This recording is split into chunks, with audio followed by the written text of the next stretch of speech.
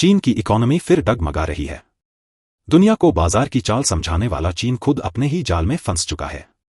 उसकी currency yuan कमजोर पड़ चुकी है और उसके यहां फॉरेन इन्वेस्टर का भरोसा भी टूट रहा है। आइए जानते हैं चीन में वर्तमान हालात के बारे में। क्या चीन की उल्टी गिनती शुरू हो गई? दरअसल ये सवाल तब से बाजार में गूंज रहा है जब हाल ही में चीन ने अपने डोमेस्टिक लोकल गवर्नमेंट के इकोनॉमिक बर्डन कम करने के लिए उसे और कर्जों से लाद दिया। चीन में ये चर्चे हो रहे हैं कि क्या इस देश में भी इकोनॉमिक रिसेशन की सुगबुगाहट है। यह कयास तब और बढ़ गया जब अमेरिका में डोनाल्ड ट्रंप के पावर में आने और दुनिया भर में चीन के इकोनॉमिक इंपेरियलिज्म के खिलाफ एक बड़ा माहौल पनप रहा है। ट्रंप ने भी चुनाव प्रचार के दौरान ये कहा था कि वो चीन पर लगाम लगाएंगे। आइए जानते हैं चीन के उन डिसीजंस के बारे में जो उसके इकोनॉमिक डोमिनेंस को खत्म कर रहा है। चीन सरकार के डोमेस्टिक फ्रंट पर बढ़ रहा हिडन डेट। चीन सरकार ने देश के इकोनॉमिक डेवलपमेंट को स्टेबल करने के लिए हाल ही में अपनी लोकल एडमिनिस्ट्रेशन को $1.4 ट्रिलियन के लोन पैकेज का ऐलान किया। चीन ने अगले 3 वर्षों में लोकल गवर्नमेंट्स को स्पेशल बॉन्ड के जरिए 6 ट्रिलियन युआन लगभग $836 बिलियन जुटाने की मंजूरी देते हुए डेट और बढ़ा दिया। इससे उनका special bond quota 35.52 trillion yuan तक बढ़ जाता है और उनकी कुल डेट लिमिट 52.79 ट्रिलियन हो जाती है। लोन रीपे के लिए और ज्यादा कर्ज देने से लोकल गवर्नमेंट्स का हिडन डेट और बढ़ गया है। चीन की जीडीपी का 288% से ज्यादा डेट। आपको यह जानकर हैरानी होगी कि चीन का डेट इस वक्त इतना ज्यादा बढ़ चुका है कि वह देश की ग्रोथ रेट को नेगेटिवली प्रभावित कर रहा है। एक्सपर्ट तो यह कह रहे हैं कि आने वाले समय में बबल जरूर फूटेगा। चीन पर डेट का बोझ इतना बढ़ गया है कि साल 2023 के आखिर तक चीन पर उसकी जीडीपी का 288% कर्ज था। यह 2022 की तुलना में 13% ज्यादा है। 2022 के आखिर तक चीन का कर्ज और जीडीपी का रेशियो 272% के करीब था। 1980 के दशक के मध्य से यह कर्ज बढ़ ही रहा है, उस वक्त यह रेशियो लगभग 70% था। चीन में किस तरह के डेट बढ़ रहे हैं? चीन में सबसे ज्यादा कॉर्पोरेट डेट बढ़ रहा है। यह पूरे जीडीपी का 123% हो चुका है। वहीं दूसरे नंबर पर डोमेस्टिक लोन है जो जीडीपी का 61% है। इसीलिए कुछ विशेषज्ञ चिंतित हैं कि चीन की कर्ज लेने की आदत से इकोनॉमिक रिसेशन और फाइनेंशियल टर्मोइल हो सकता है।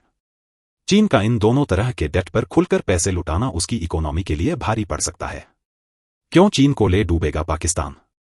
चीन पर कर्ज का बोझ बढ़ने की वजहों में से एक यह है कि चीन ने कई देशों को लोन दिया है, लेकिन वे देश अपने लोन को चुकाने में असमर्थ हैं। श्रीलंका और पाकिस्तान ऐसे ही 2 देश हैं जिन पर चीन का काफी लोन है। चीन की इकोनॉमी डिफ्लेशन के दौर से गुजर रही है। अनएम्प्लॉयमेंट बढ़ी है। रियल एस्टेट सेक्टर भी संकट से जूझ रहा है। लोग खर्च करने के बजाय बचत करने में लगे हैं। अब तो शी जिनपिंग की दवा भी बेअसर। चीन की इकोनॉमी को संभालने के लिए राष्ट्रपति शी जिनपिंग की सरकार ने अरबों डॉलर के स्टिम्युलस पैकेज की घोषणा करती आ रही है, लेकिन इससे कर्ज संकट हल होता नहीं दिख रहा है। चीन की लोकल गवर्नमेंट्स पर व्हीकल फाइनेंस से जुड़ा करीब 710 लाख करोड़ रुपए का कर्ज है। चीन से ज्यादा डेट में डूबा है अमेरिका। यह बात सच है कि चीन से कई गुना ज्यादा डेट में अमेरिका डूबा हुआ है। मगर अमेरिका के साथ हालात यह है कि वह अपने ज्यादातर डेट डोमेस्टिक एडमिनिस्ट्रेशन पर नहीं खर्च करता है। इसके अलावा अमेरिका ने जिन्हें भी लोन दिए हैं वो उनसे किसी न किसी रूप में रिकवर कर ही लेता है। चीन में बनी प्रोडक्ट्स की डोमेस्टिक और इंटरनेशनल डिमांड घटी। चीन में बनी प्रोडक्ट्स की मांग और इंटरनेशनल बाजारों दोनों जगहों में कम हो गई है। अमेरिका जैसी दूसरी बड़ी इकोनॉमी के साथ उसका ट्रेड वॉर भी चीन की विकास की रफ्तार पर ब्रेक लगा रहा है। चीन की करेंसी युआन का प्रदर्शन डॉलर के मुकाबले कमजोर। चीनी करेंसी युआन का भी दशकों से खराब प्रदर्शन दिख रहा है। करेंसी के कमजोर होने से अनिश्चितता बढ़ती है, जिससे इन्वेस्टर उस देश में इन्वेस्ट करने से बचते हैं। इससे फाइनेंशियल मार्केट पर बुरा असर पड़ता है। साथ ही चीन के सेंट्रल बैंक के लिए इकोनॉमी में पैसा लगाना भी मुश्किल हो जाता है। चीन की रियल एस्टेट की विकास दर भी स्लो। चीन के हाउसिंग सेक्टर में रियल एस्टेट एक्टिविटीज और निगेटिव सेंटिमेंट की वजह ने ग्रोथ धीमी कर दी है। प्रॉपर्टी और दूसरे क्षेत्रों की चीन की जीडीपी में 1/3 हिस्सेदारी है। जब हाउसिंग सेक्टर में भरोसा कमजोर पड़ता है तो लोगों का आर्थिक हालात में विश्वास कम होने लगता है। कोरोना पैंडेमिक के बाद से किस्तें नहीं चुका पा रहे लोग। कोरोना पैंडेमिक के बाद से चीन में होम बायर अधूरी इमारतों पर कर्ज की किस्तें नहीं चुका पा रहे हैं और कई को यह भी लगता है कि उनके घर पूरे बन भी पाएंगे या नहीं। नए घरों की मांग में कमी आई है और इस वजह से कंस्ट्रक्शन सेक्टर में इस्तेमाल होने वाले रॉ मटेरियल का इंपोर्ट भी गिरा है।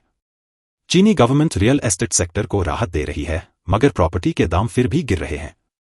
कई शहरों में प्रॉपर्टी के दामों में 20% तक कमी आई है।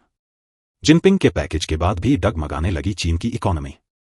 इस साल सितंबर में ही शी जिनपिंग सरकार ने 12 लाख करोड़ रुपए का रिलीफ पैकेज जारी किया था, जिसके बाद चीन के बाजार में तेज उछाल दिखनी शुरू हुई थी।